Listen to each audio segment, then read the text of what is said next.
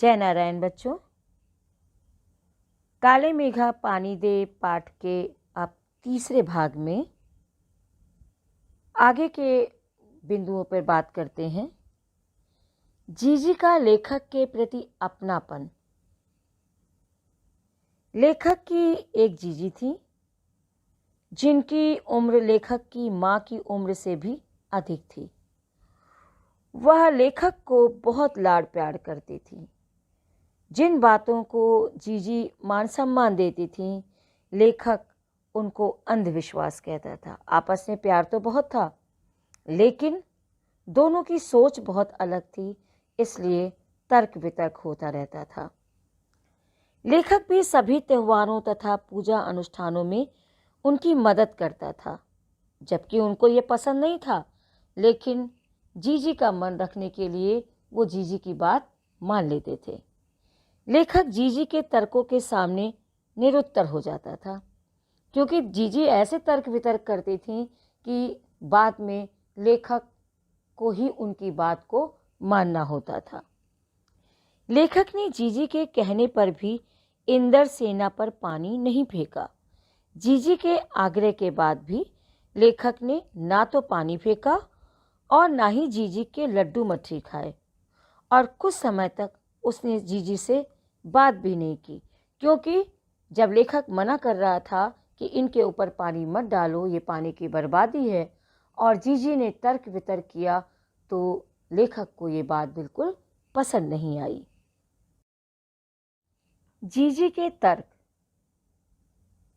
लेखक हमेशा जीजी को अपने तरीके से समझाने की कोशिश करता था कि ये पुराने रूढ़ी रीति रिवाज और ये अंधविश्वास को छोड़ देना चाहिए, लेकिन जीजी लेखक की बातों से सहमत नहीं होती थी और हमेशा आपस में एक दूसरे के साथ तर्क वितर्क होता था, और जीजी हमेशा ये सोचती थी कि वो बहुत सही बात कह रही हैं और लेखक को उनकी बात माननी चाहिए।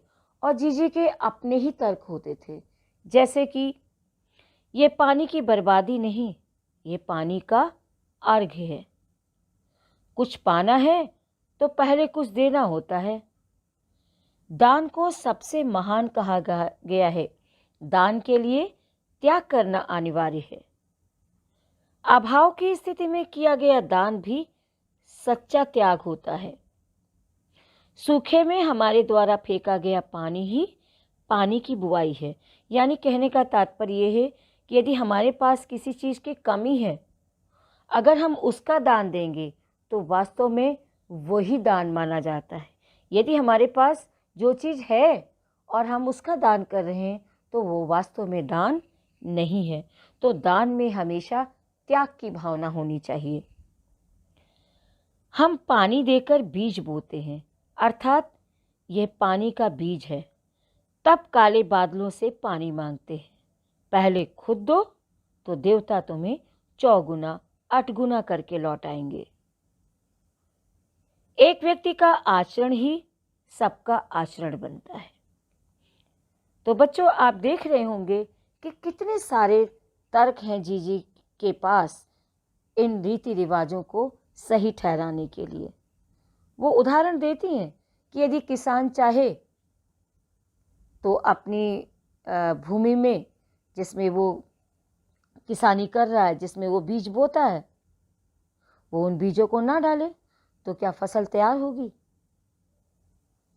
फसल तैयार करने के लिए सबसे पहले किसान को उसमें बीज डालने पड़ते हैं, और ज़रूरी नहीं है कि सभी बीज पनप जाएं, सब में पौधे निकल आए। बहुत से बीज व्यर्थ भी जाते हैं।